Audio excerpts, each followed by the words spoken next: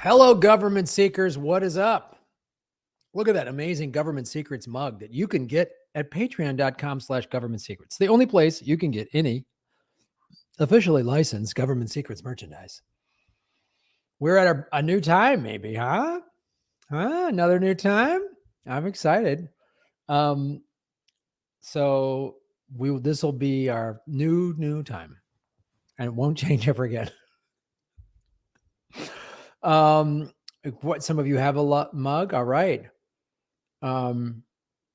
Right on. Mark Dansky has a mug. Outstanding, Mark.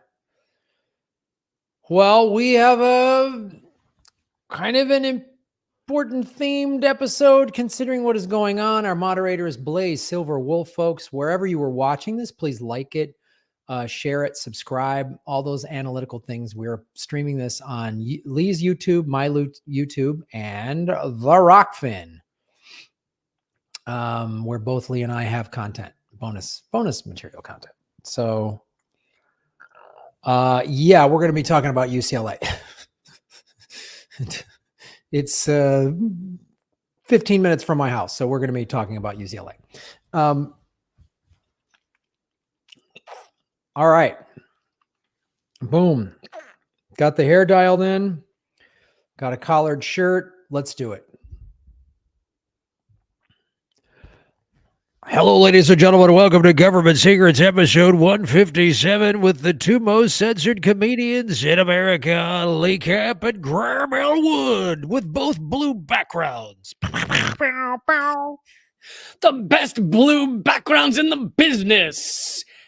And that was too many plosives for my mic to handle.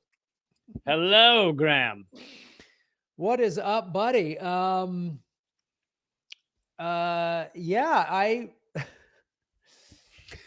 it's a sunny day. Blaze says 15 minutes. If UCLA is 15 minutes from your house, that means it's 3 blocks in LA traffic time. That is true. That's very true. That is fairly accurate, Blaze Silver Wolf. So yeah, that was so last night at UCLA's campus. There was it's funny. I watch social media and people that are like at campus and reposting these videos, like the People's City Council and stuff like that, and people that are there protesting. And you see these like crazy pro-Israeli Zionist guys going there, ripping down the encampment, starting fights. And then I watch the local news this morning and they're like, protesters clash. Yeah. It's funny that protesters clashed when some violent, crazy Zionists with sticks showed up, and not all the peaceful time that the protesters had at that encampment beforehand. Yes. There's video of them shooting like bottle rockets into the encampment. Like they're shooting rockets at them. And fireworks. Yeah. Fireworks. And the UCLA cops do nothing. And it's like class has been canceled today at UCLA. I mean, so literally, UCLA is 15 minutes from me and USC is probably 40 minutes from me. And the cops have been doing what American cops do, which is protesters that want to end a genocide are more dangerous than anyone else. Yeah, it's and meanwhile at Columbia, we're going to get into it, but they sent, 1,000 cops to go beat and arrest kids. Sorry, I can't say kids. People have gotten on me for that. Even though when I was in college, I was a goddamn child, but no, they're young adults now. Well, whatever. They're not kids anymore because they are being baptized by fire into the brutal adult life that is the American empire, where if you speak out, if you threaten the powerful, man, they're coming at you with a nightstick. It's like all those young people in the summer of 2020 that were protesting the George Floyd protest, and they were college age and in their early 20s. So these young people in college today, 4 years ago, were probably 13, 14 years old or 15. So they were still in high school and maybe they weren't in a protest at that point. But now you're on a college campus it's there. It's kind of like Occupy woke up so many young people who were like, wait, we can't even come out here with a sign without getting beaten by police. I thought we had like a right in this country. Yeah, it's amazing. And we're going to be getting into it, but it also is just incredible how history is repeating itself to the day. 56 years ago to the day, Columbia sent 1,000 NYPD into the occupation of protesters. The kids were beaten and arrested. Over 100 were sent to the hospital with serious wounds and broken limbs and things. And that was 56 years ago. Anyway, I'll be bringing you the details of that for this segment. So that was May 1st, 56 years ago. Yeah, April 30. Yeah. April 30. May 2nd, it's May 4th, 1970 was Kent State. Now, we've covered that on this show like a year or two ago, but it bears repeating because as I was watching when all of this really started jumping off last like Thursday, when it started at Columbia and it spread to all the other schools, and now there's campuses like all over the country.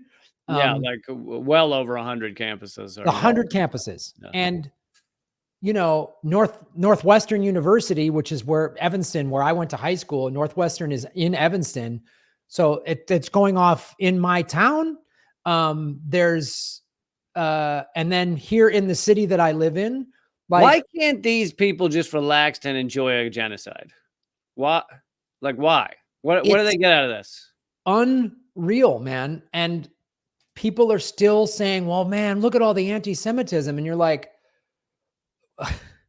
apparently, I think someone said it in the chat because technically, I get it's not how people use it anymore. Technically, Palestinians are Semites.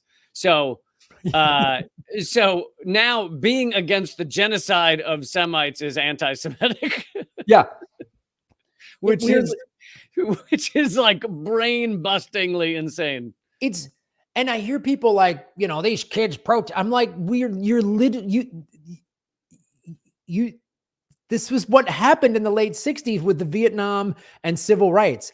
And this was and it started on a lot of college campuses. The Vietnam protests started on college campuses. I mean, my parents were living in Madison, Wisconsin. My father was a theater professor at the University of Wisconsin, Madison. My mom tells a story, and Madison was called the Berkeley of the Midwest, right? And there was anti-war protests there. Yeah, Madison is still, you know, left wing for a college area, I guess. Right. Which they've done a great job of co-opting college campuses and making them corporate and military. Yeah. And yeah. It's the number of people that study the humanities is like tiny, and the number of people that study business, basically how to enrich yourself, is like 20% of all college students. Yeah. And so, you know, my mom tells a story. She was doing a play and putting her makeup on, looking out the window while she saw the college kids getting nightsticked by the cops in Madison and whatever, 70, you know, because there was protests. And the first thing that happened to me when I was thinking last week, I was like, oh man, we're going to have either another Kent State is going to happen. So we're going to refresh everybody what happened at Kent State, which was March 4th, 1970. So 52 years ago, we had what happened in Kent State shooting. So this was May 4th, 1970. There was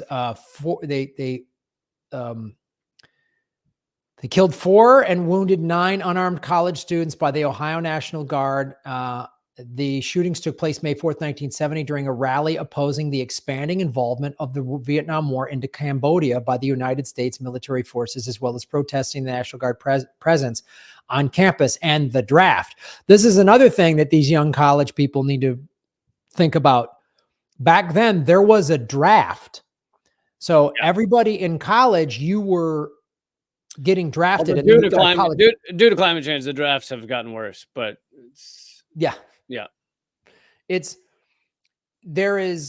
and you could get a college deferment.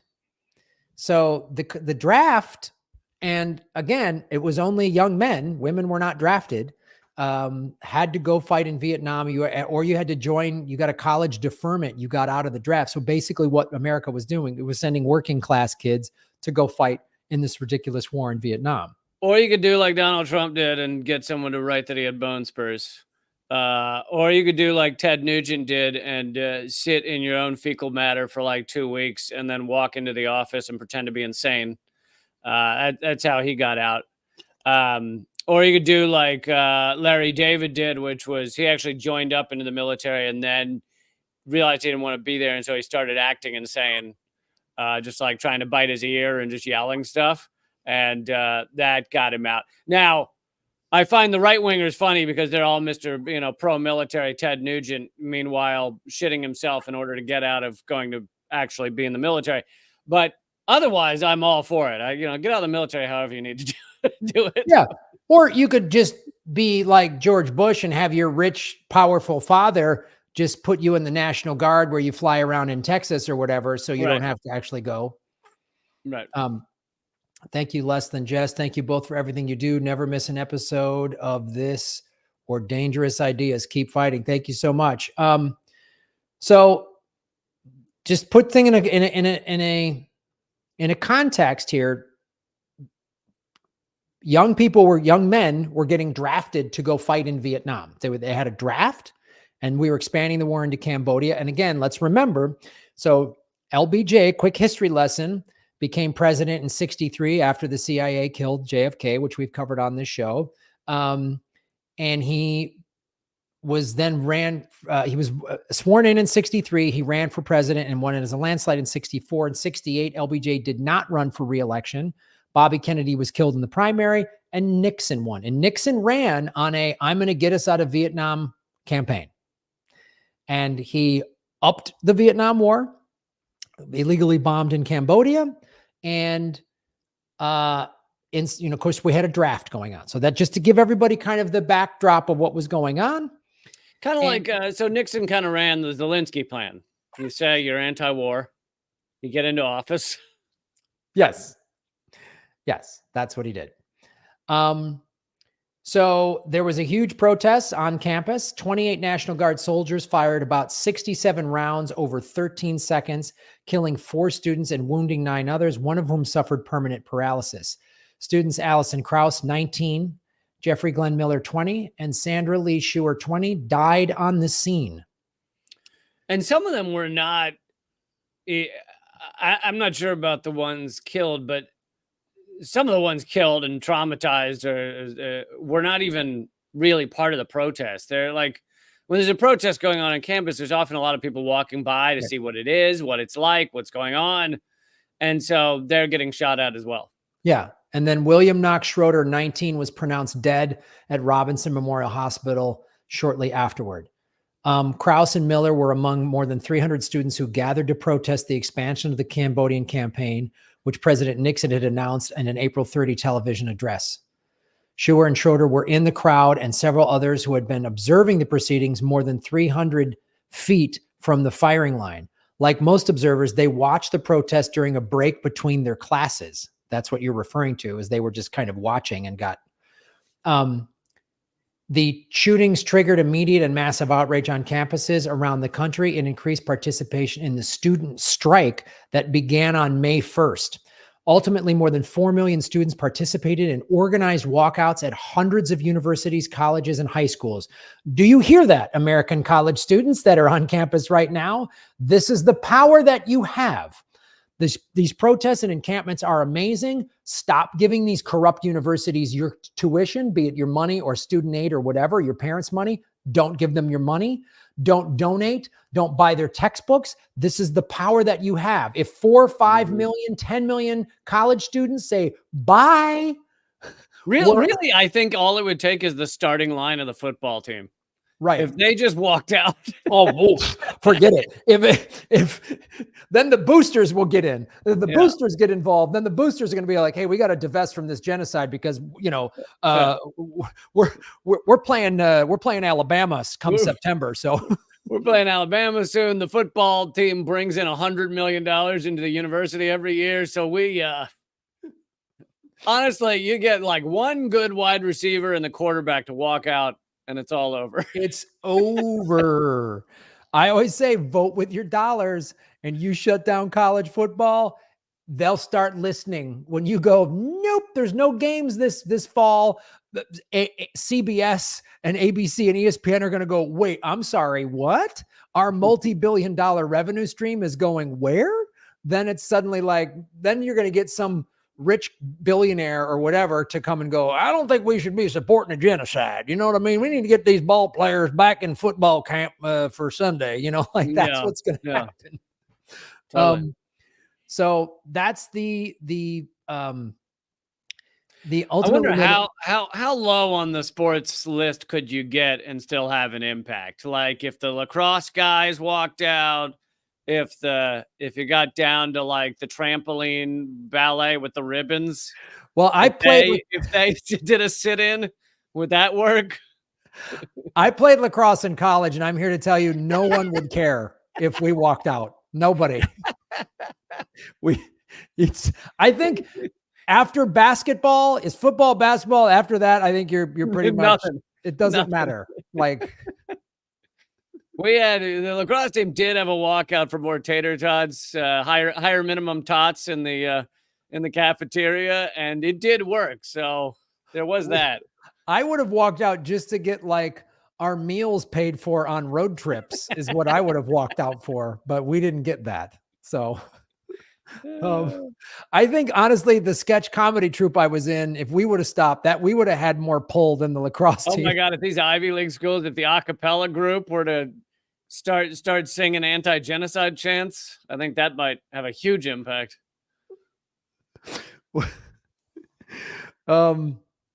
So just to wrap this up, the strike, then 4 million students participated in walkout at hundreds of universities, colleges, and high schools. The shootings and the strike affected public opinion at an already socially contentious time. Wow, does that sound familiar? Over the role of the United States in the Vietnam War. 8 of the shooters. Would you call this a socially contentious time? Oh, you're referring to the trans story times. Is that what you're talking about? I think socially contentious is a nice way to paint a collapsing empire on the brink of a civil war. I think it's a good way. Are you talking about unisex bathrooms? Is that what you're getting at? Yeah, I'm that sure. Yeah, that's what banning books in Florida because books are more dangerous than guns. Yes, I'm kind of talking about that. 8 of the shooters were charged with depriving the students of their civil rights, but were acquitted in a bench trial. Yeah, because that's the thing is these shooters are the fist of the fascist state. So they were sent there to be the fist of fascists. Yes. And they did it a little too well by murdering students. So at the end of the day, you gotta get angry at the fascists who thought it was a good idea to send young people with guns to go deal with the young people without guns. Mm-hmm. But as we covered, and I don't remember all the details, but as we covered in the initial Kent State episode, probably 2 years ago, several of the people involved in this shooting were not only, like you're saying, were they ever put in prison or anything, but some of them kept working for Kent State. One of them was like, as of a few years ago, was still a security guard at Kent State. I mean, and they all got acquitted. And so this is on the heels of Kennedy increased, there was 900 advisors when Kennedy took office, advisors in Vietnam, and he increased it to 16,000. And we covered how Kennedy was really trying to get out of the Vietnam War. He saw it as a bad thing. Do you say 16,000 advisors? Yeah, Kennedy increased it from 900 to 16,000 in 1963, and then he was killed. And then LBJ in 65 increased it to 100,000. And in 68, then it was increased to 500,000. So we had 500,000 troops in Vietnam. Oh, troops. Okay. Yeah. Well, I mean, advisors is what we were calling military. Oh, you mean okay. The boots on the ground that they were calling advisors. Advisors, Yeah. right. So I'm saying this is the I was timeline. just trying to picture all those people loaded into the Oval Office, and I'm like, man, that must have been cheek to cheek, and I'm not saying which cheeks. I'm sure they were still having things like that in the Oval Office, but this is more. Yeah, when JFK was in there, absolutely. Absolutely. He was having a lot of advisors. Marilyn Monroe was one of his advisors. A lot of advisors signing in on the guest book. That was the code. Oh, where's President Kennedy? He's with a bunch of advisors. There's a cheerleader squad advising him right now. And he's like, you idiot, Marilyn. You weren't supposed to sign your name as Maryland advisor. Jesus. So, yeah, that's what led up to Kent State. And I'm worried something like that is going to happen. I'm also worried that now in this heavily armed country, you're going to have some Rittenhouse, some Zionist is going to get an AR-15 and go nuts. Oh my God. When I was reading the description of last night, these crazy right-wing Zionists attacking these students, I was surprised that the description said they came with sticks. I was like, God, if you're just letting maniacs run onto campus and beat people, then who knows where it goes. I know. And they just let it happen. And then they demonize the people that want to end the pro-Palestine encampments on all these campuses have large numbers of Jewish kids and students in there. No, hilariously, I don't know if people saw the viral video of this woman who claimed she was being so brave because she went into the middle of the protest wearing a shirt that said Jew on it. And she was like, I'm a proud Jewish person and I'm not afraid. And she went and stood in the middle of the thing where nobody cared. And nobody cared. But on top of that, behind her, there were a group of people that said Jews for Palestine. So there were a bunch of other Jews there supporting Free Palestine, supporting stopping the genocide. And so her argument that you're not allowed to be a Jew in that space is like ridiculous. Oh, and it was like, she was hoping to get hassled. Like she was, he was like, come on, and no one cared. He was sitting there yelling, dox me. I don't care. And everyone's like, yeah, no, we don't care. Yeah. We don't care. We don't hate Jews. We hate genocide. Yeah. We're against genocide. And I retweeted a Holocaust survivor who's been protesting in favor of Palestine, who's like, it offends me that Israel is using the Holocaust to justify this. Yep. And that's like really powerful. So these people that are just like, they're rounding us up like Germany in the 1930s. No, they're not. No, they're not. Not at all. No, in fact, there's a bunch of Jews exercising their right to freedom of speech. I've been playing these clips from, you can find them on Twitter under Torah Jews. Yeah. They're really Orthodox Jews. This group's in Brooklyn. They may be other places as well, but who are anti-Zionist. They believe Israel is harming the Jewish people, which it absolutely is. They believe Israel's creating anti-Semitism, which it absolutely is.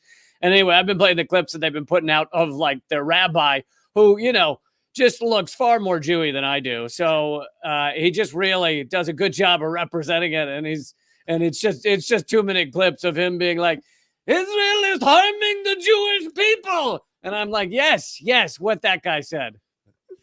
I know. I just want to go when anyone's like, oh, anti-Semitism. I'm like, I don't talk to this guy. Like, yeah. Go talk to him about Semitism. Yeah. Yeah. Go say. I want to hear it. I want to see that conversation. I want to hear that one.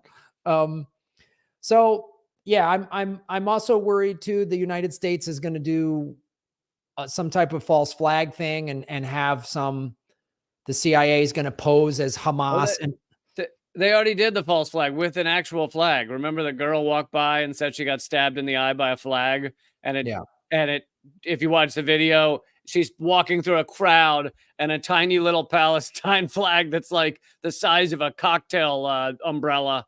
It like brushes across the side of her eye as she walks through a crowd, and she's like, my eye. And so they did a literal false flag, literal.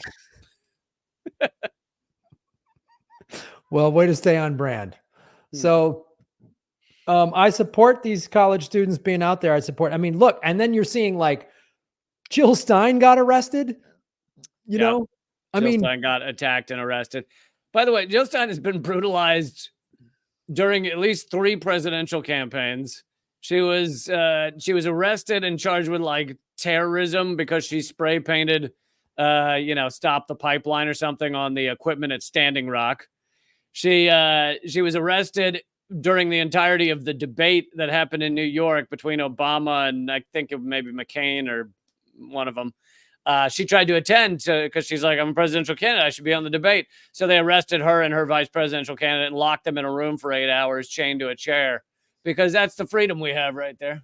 Yeah, this nice grandmotherly doctor is such a threat. Yeah, like she's so violent threat. Like the thing that's crazy about this country, Dr. Jill Stein has been arrested more times. I got arrested for legitimate reasons, like drunk and disorderly on St. Patrick's Day, 1994. On St. Patrick's Day. I know. How drunk and disorderly does one have to be arrested on St. Patrick's Day?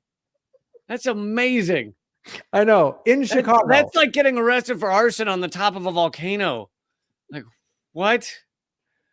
Speeding tickets at the Indy 500. We can go on, folks. What did you do? How many people were you pissing on? Did you piss on the chief of police or something? For those listening at home, Graham is doing his patented silent laughter. And I know it sounds awkward to you all, but if you're just listening, this seems like a weird pause. It seems like Graham and I both got sick of each other. We just started staring blankly. We're just like, when is this over? I hate this guy.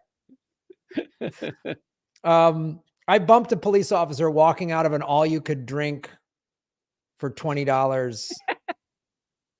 I bumped a female cop and she got mad and thought I didn't even remember touching her. And she was like, I'm sick of these guys pushing me around. And I got I was like, you were the lush that broke the camel's back. Yeah. And I was in the back of a squad car.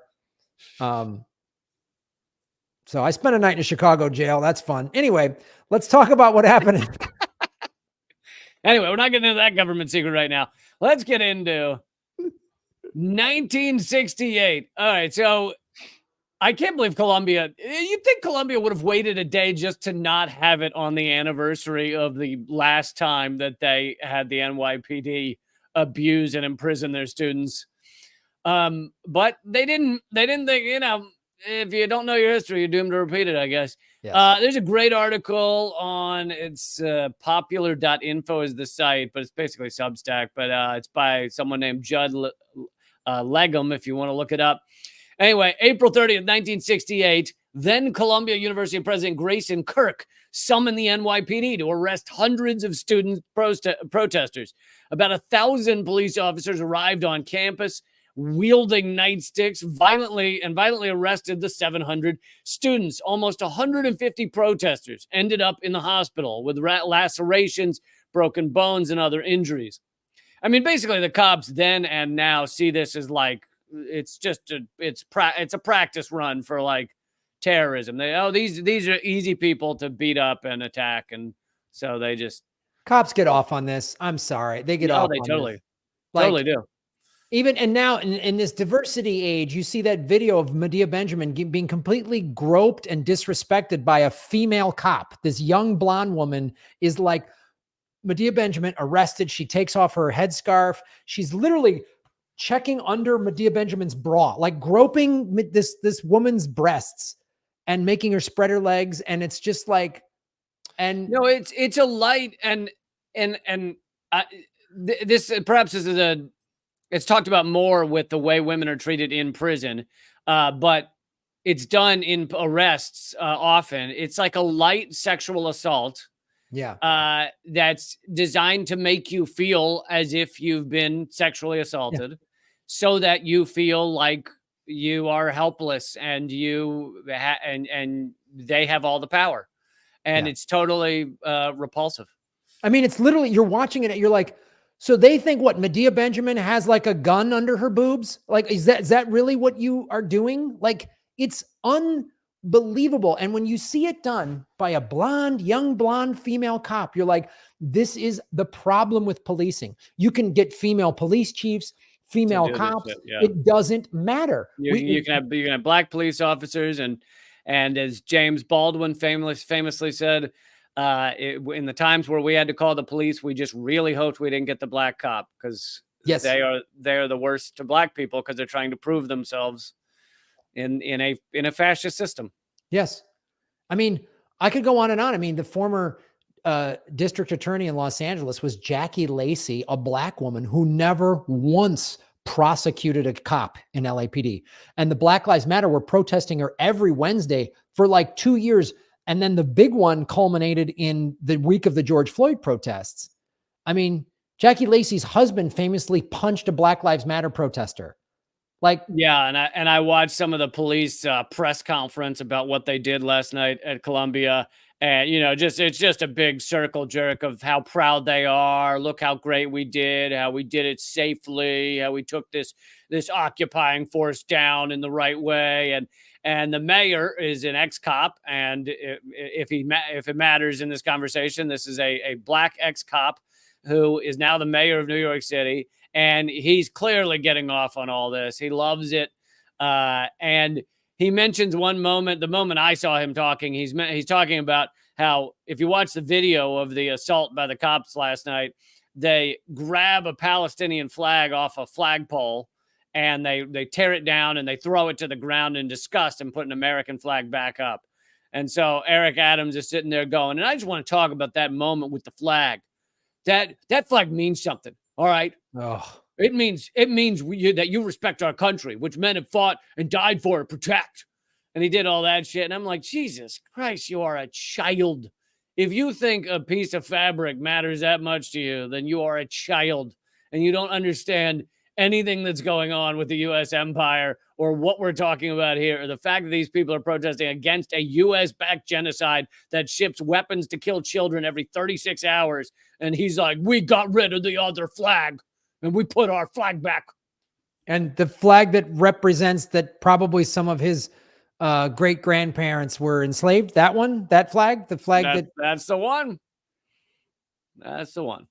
The diversity of the ruling class. All right. So to go back to this article, the student protesters had occupied, this 1968. We're talking about several university buildings. Oh, and we got a quality pun coming up, Graham. So I just want you to get ready. Get your plastic underpants on. I'm ready for a quality pun in my plastic underpants. So several university buildings forcing the school to suspend classes in protest. So they're protesting mainly two things. One was Columbia's plans to build a large gymnasium in Morningside Park, a public park used by, what do you think? The black community in Harlem. Columbia was planning to get rid of that park and put in a gym on public land, not their own land. And they said, oh, don't worry, the community will have access to it. What they really meant was the community would get access to 12% of that gym, of the new gymnasium, while 88% of the facility would be limited to staff and students. So destroy a community park, put in essentially a facility nearly entirely for just university students and staff. And they would be, oh, this is the best part. This is 1968, right around civil rights.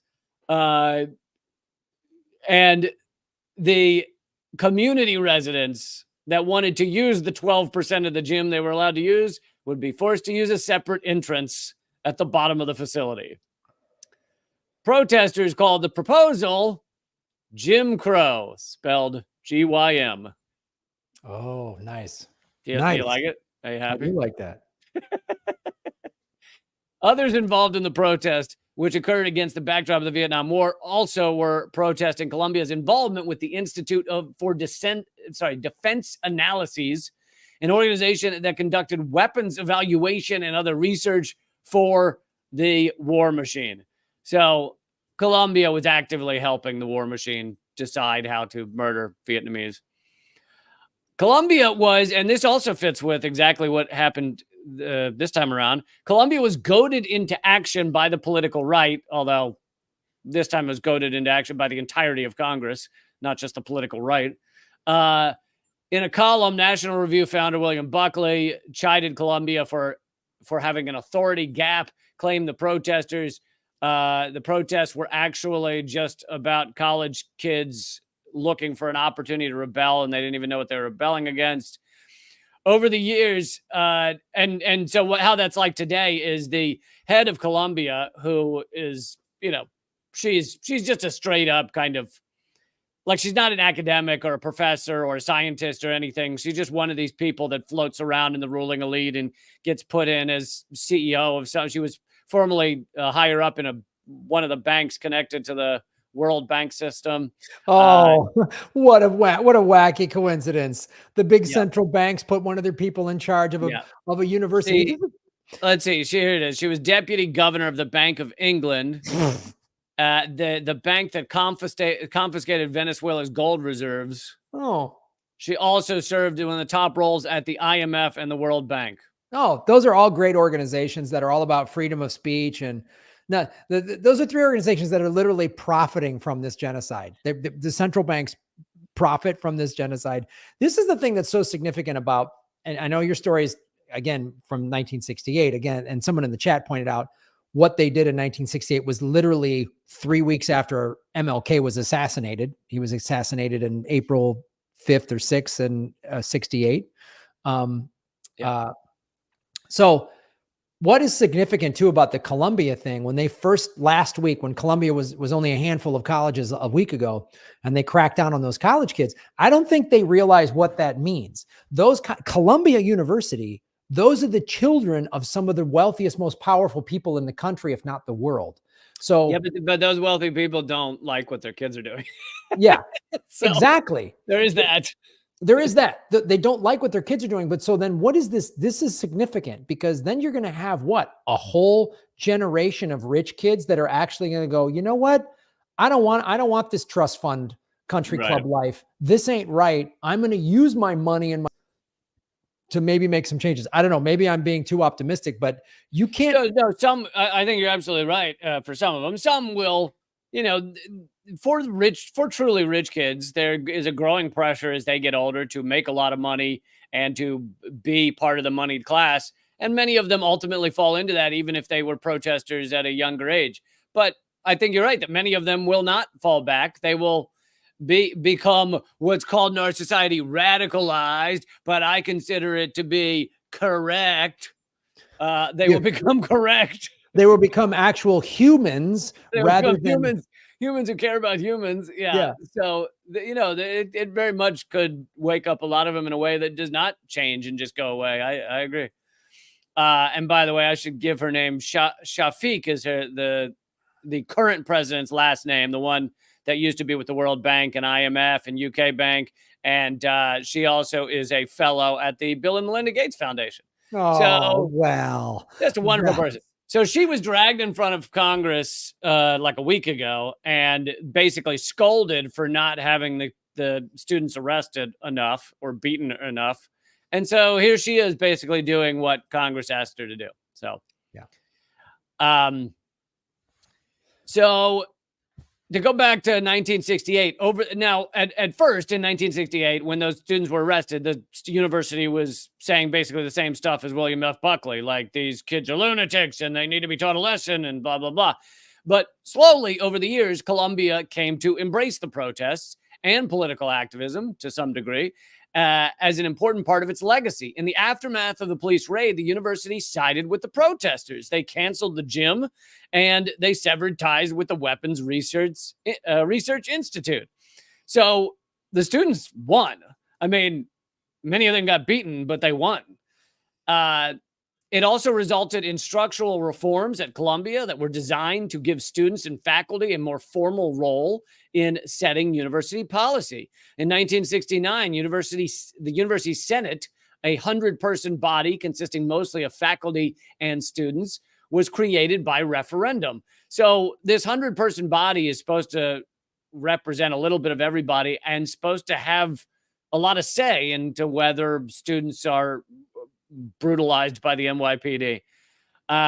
The university statutes stipulate that the president may only consider summoning the NYPD to end a demonstration if it, quote, poses a clear and present danger to persons, property, or the substantial functioning of any division of the university. Now, to me, that sounds vague enough that any president could, one guy sits outside with a little sign that says Free Palestine, and then someone says, well, he was tripping the students as they walk by. Like, you can always come up with a reason to say it risks persons and property, but even then, when they do decide that they should call the NYPD, the university statutes require consultation with a majority of the panel established by the university senate's executive committee before the president takes action. Now, most of this was not done this time around. In 2018, on the 50th anniversary, so this is recent, of the 1968 arrest, then Columbia president and noted First Amendment scholar Lee Bollinger said the decision to call the NYPD in 1968 was, quote, a serious breach of the ethos of the university. This is what they were saying in 2018. By 2018, quote, a tradition of student protest is touted as part of the Columbia University brand, unquote. How much does that fit with what you saw last night? Wow. Yeah. So she called the NYPD in. She said that these students needed to be kicked out of the building because they were harming everybody. Oh, she's also asked the NYPD to stay on campus until at least May 17th after graduation. Obviously, these students are protesting a genocide, and a genocide that, due to Columbia investments, is being partially funded and supported by Columbia's investments. And these students pay $66,000 a year into those funds. This is why, and I cannot stress this enough in terms of reading what it happened in 1970 when there was this nationwide student strike. That's what these college students need to do today. That's what they need to do today. They need to walk away from all these campuses and stop giving them their money. They really need to do that, because this is preposterous. And this will shut these universities all have huge endowment. Like Harvard's endowment is ridiculous. You shut that down. Stop giving them your money. Don't shop on campus. Don't buy jerseys or t-shirts or don't buy the hoodies, man. They're overpriced anyway. Don't do it. And don't give them your $66,000 a year. That's over $250,000. That's $250,000 to get a 4-year education. And folks at home, Graham just did that math in his head. I couldn't have done that. In addition to being an Irish hoodlum, I also am smart. It's clicking on all cylinders. He had the green smoothie. It's all working as planned. No, it's true. And like $66,000 is such an insane amount of money. In 1968, when this happened, the tuition was $12.75 a year. $266,000 I just calculated in my head. There you go. There you go, folks. If anybody wants to put in the comment section other numbers for Graham to calculate, please do. I'm a savant with basic math. You never see a basic savant, man. This guy's a savant with naming the colors he sees. I'm just like a mid-tier savant. Mid-tier savant. This guy will tell you whether you have eyebrows or not so quickly, you don't even know. Like, he's just so fast at it.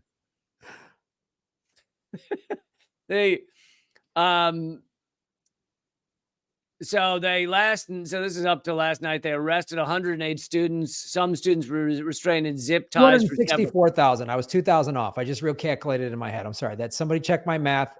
66 times 4 is $264,000. Sorry. Now he's got to go watch Judge Wapner. So that was a Rain Man reference. Outstandingly, a film reference. Thank you. That was that was just for you, Graham. Thank you. I'm very thoroughly impressed. He can also name whether you dropped a Rain Man reference just like that. Like you won't even. He's like, that was Rain Man, Rain Man, Rain Man. That was Rain Man. Definitely Rain Man reference. Definitely Rain Man reference. Definitely Rain Man reference. Yep. So last night they arrested 108 students. Some of those students in zip ties brought to the local police precinct.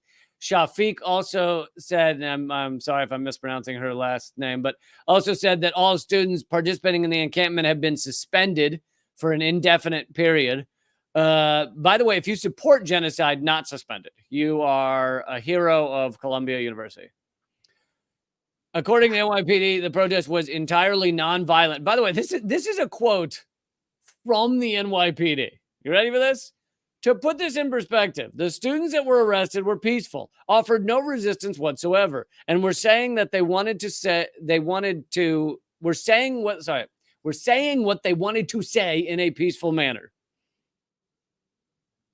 That's what the NYPD said. Did they say that like they were disappointed? Like, we wish they'd fight back some more because we really like nightsticking them. Yeah. The NYPD were pretty furious. That's why they took a lot of their anger out on that flag that they got. Some of them took anger out on the vending machines. You know, listen, they're all roided up. They got to get it out somewhere. They're roided up. They're not getting laid because the roids make certain vestiges, appendages not work. So yeah, they're very angry, and they gotta take it out on something. This is a statement they released this morning, or this is from the 68 protest? No, this was this morning. 68, they claimed they were violent and they sent over 100 people to the hospital. This one, I don't think anyone went to the hospital. Some may have injuries from having their arms twisted behind their back for hours, but and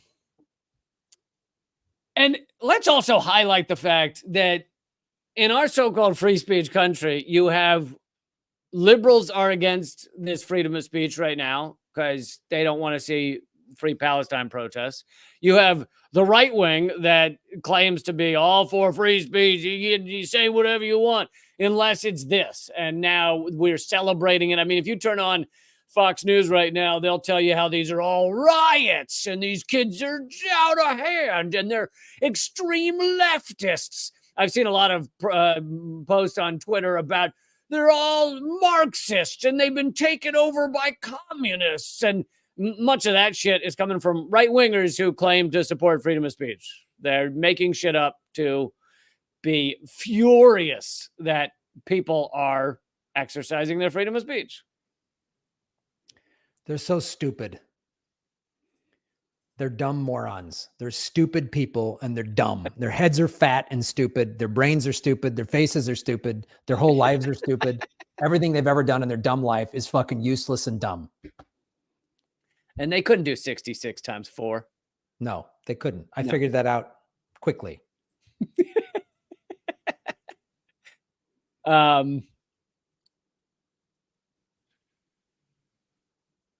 So yeah, they're saying Shafiq, she probably behaved this way partially because Congress was flipping out at her, and telling her she needed basically to call in the NYPD to abuse these students.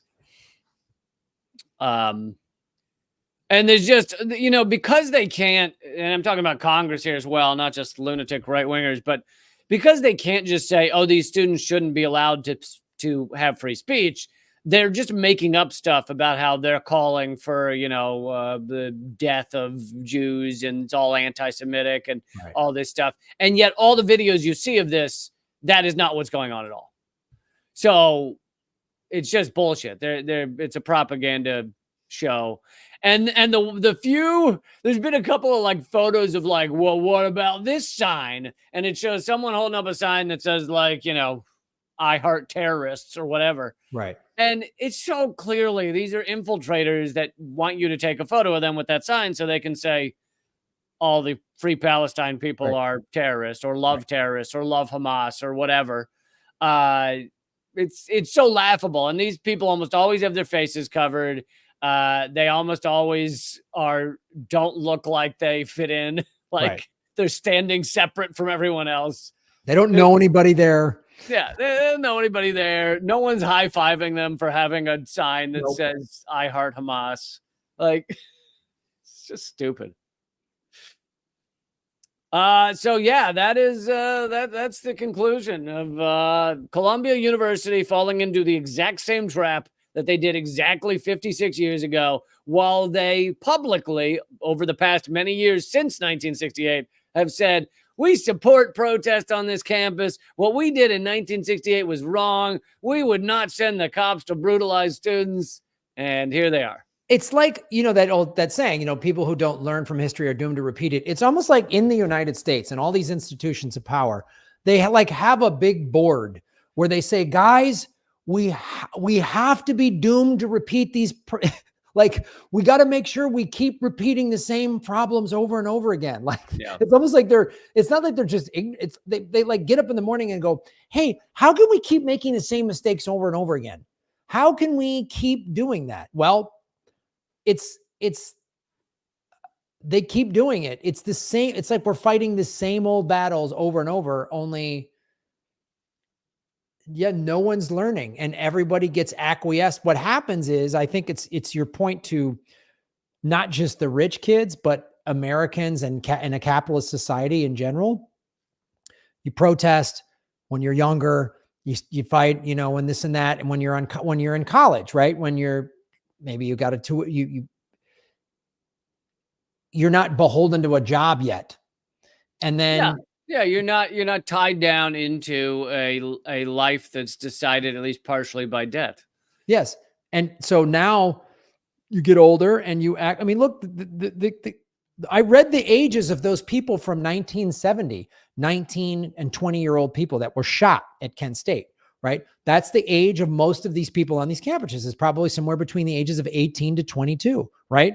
And they're fighting the good fight, and it's awesome what they're doing. And I hope big change can happen. But then the capitalist system indoctrinates. It's not, obviously there's big pressure from the rich families, like you're talking about, like those Columbia kids, like, hey, you had your little protesting, you did your little backpacking across Europe. Yeah. Now it's time to work at daddy's hedge fund and stop, go marry another rich girl at the country club and stop fucking around. No. And in fact, I forget the name of the family, but the family that's been the publisher of the New York Times, like for 100 years, the current head of the New York Times publisher family, when he was a student in, I think, the 1960s, was at in the Vietnam War protests, and the family was worried, Salzburg or something.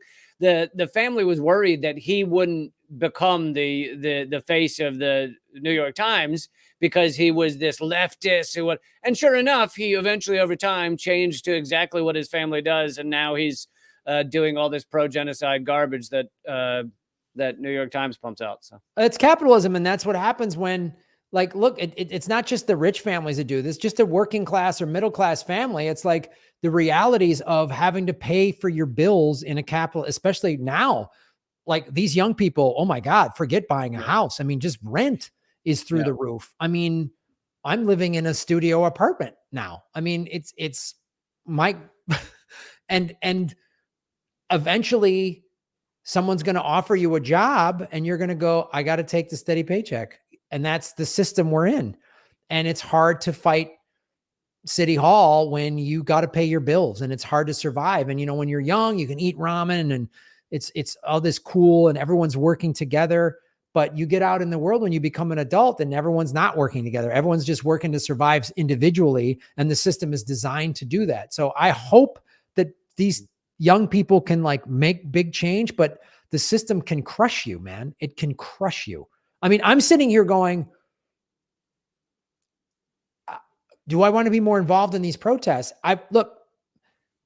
I've been censored. I've lost money doing this. I've had days, Lee, where I'm like, I probably never should have started doing politics on YouTube, and I should have just talked sports and movies or something and done a funny surf channel, and I wouldn't have been targeted. None of this would be happening to me. None of it. And I've had to face that, and I'm an adult. I'm a grown man, and I have to make that like, would I go work at a bank? No. Would I take some job that is against my values? No. But I can't, we've had to self-censor on this show with the titles of subjects because we're going to, it's, you have a family to feed doing this and you're fighting the good fight, but you've been censored. I've been censored. They've taken money out of our pocket. The system has, and it's hard. It's hard. I mean, and no one's coming to rescue me. I don't have a rich family. I don't got some trust fund waiting for me. I mean, my father passed away. He left us all a little bit of money, but it was like, dude, it was nothing. It was going to change anybody's life. It was not at all. Yeah. No, I know. Yeah, it is tough to make those choices. And it's funny how much people don't understand that that's how our system works. Even people you'd think would know that kind of thing. The number of, I couldn't even begin to list all the people who have either, said they wanted to like represent me or get my name out there, or maybe someone who wants to help me put, ads on my podcast or something like that. And they all eventually come to the conclusion like, oh, for some reason I couldn't get any of these corporations interested in doing that. I couldn't, for some reason I couldn't I couldn't get you as many auditions as I thought I could. And it's like, yeah, that's how the system works. Is no one wants to touch someone who actually fights back against it. No. I mean, average people are willing to watch and luckily care, but in terms of those that are actually in some position of like, back when I was going on auditions, put you in a TV show or a film or something. So they're like, yeah, we don't want to get near that. No, I was set to host like a movie game show pilot, and we were going to do like a trial run at San Diego Comic-Con. And this is in 2017. And I had been doing political vigilante for 6 months, maybe, and was getting way more politically active on Twitter. And I was hired to do the job, and they pulled me. And they're like, the producer called me. He's a friend of mine. He's a good guy. And he was like, man, I'm sorry. Because it was owned by this little cable network, but they were owned by one of these they were one of the, big conglomerates or whatever. And I had to sit there and go, wow. And I had to make a choice. This was in summer of 2017. Do I just shut this political vigilante thing down now early on and just go back to talking movies and being the wacky guy doing palm strike in his act and no political jokes? And I said, I got to do what's right for me. And I did all right for a while. I lived in Hawaii, but now I mean, you and I are two comedians who should be really famous. We should have really powerful, strong audiences. The amount of video content we put out there, if there was no such thing as the big tech censorship, we should both have YouTube channels with between 500,000 to 1 million viewers. Easy. Yeah. We should be selling out comedy clubs, if not theaters. And we should have a great life, and we should be banging the drum for activists, and they've crushed us. Yeah, but it's I don't know how to stop doing it in terms of like, I see these stories and it's like, if I don't talk about them on a live stream or something, then I just that's what actually makes me more depressed. I got to get them out of me into the world and be like, you see that shit, man? Like, I know. It's like, we have to talk about this. We have to do this. I mean, you and I had a phone call before this episode. Like, we got to talk about the Kent State and what's happening. Cause it's like, UCLA happened fucking that. I heard helicopters and shit last night from my apartment. Like, it's happening right here, man. I think they were just picking up those students to give them like a fun helicopter ride, like you pay for over the Grand Canyon, I don't think it was anything that serious. Yeah, they just flew over like, get your GoPros ready, kids. We're taking a really fun helicopter ride. Anybody want to see the Pacific Ocean? We're gonna go on a little fun ride here. Just pretty clear skies. Going to see a lot of stars, kids. So just saddle up an LAPD fun chopper, and we're going to go up and down the coast. It's a good. God, this is reminding me of what country. Someone in the chat will probably know. There was a country that murdered a bunch of protesting students by taking them up in helicopters and basically tossing them out to sea. But might have been Chile. I can't remember. Might have been. Anyway. Yeah, sorry to bring us down to that, but but head on over to Patreon, folks. We're going to be there doing a bonus segment. The fans have spoken. The answer is Argentina. Argentina, yes. But don't worry, the U.S. was involved. Of course, don't worry. There's no way throwing students out of a helicopter didn't have the CIA or USA's fingerprints on it somewhere. Well, and that was after the cooing of Allende, and Allende was Epstein. He was Epstein before it was cool to be Epstein. I think it should really be called Epstein was Allende, if things were fair. But yeah, that's a cause we should take up. Come on, Graham. You got to stand up for the original copyright of being suicided. You got Allende. Oh man, I'm OG. I'm old school. It's like a throwback jersey. Yeah. Yeah. Well, Lee, where can people watch? You got a great show. You're out there banging the drum every day, man. I have suppressed live streams every single day that you can try and find.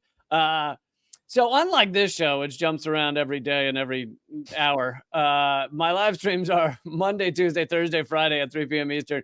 And you can watch them at youtube.com/moment of clarity or rumble.com/Lee Camp. And we'll just go with that. I also have a live Zoom comedy event coming up May 25th. You can find out everything about that if you go to my Linktree, linktree.com/Lee Camp.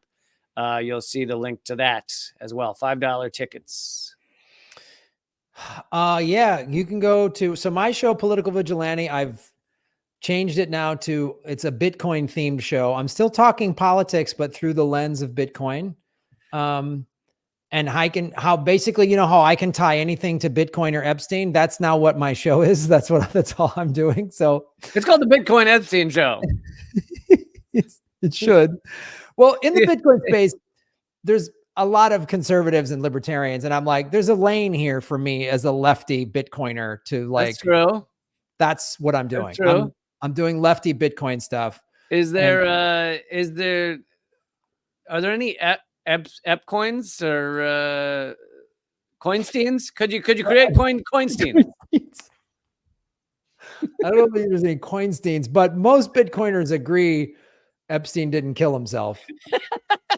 Wait, so if I use Bitcoin currency, I have to agree that Epstein didn't kill himself?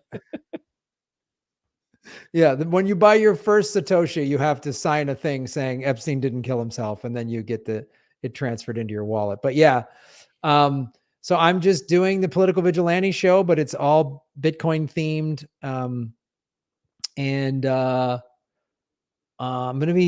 I'm doing just a lot of live shows around LA, but I'm going to be booking some tour dates this summer that I'll announce. And I am actively talking to a venue here in Los Angeles about a live Government Secrets in July. God, Graham, you better get that to me soon. I know it's May. I might not be able to do that anymore. But all right, well, it might be a Graham Secrets, a live Graham Secrets. If this doesn't work for Lee's schedule, we'll try to schedule another Government Secrets. Yes. But with Lee. So yeah, those are the things I'm working on. Just go to grahamelwood.com and support my show any way you can. So head over to patreon.com/government secrets. See us over there. And the moment you join up for whatever it is, $5, $6, you'll get all the extra segments, which are nearing 60. Yes, there are 60, I think, or maybe over 60 or like you get all of them the minute you join, and you can join at any level for as little as $5 a month. You can get a sticker, you can get a t-shirt, you can get a mug, and you're supporting what we're doing, and you're helping freedom of speech and freedom of press go out through the lens of big tech. All right, man. See you over there in a few minutes. Thanks, everybody. This has been Government Secrets, episode 157. America learns nothing from 50 years ago.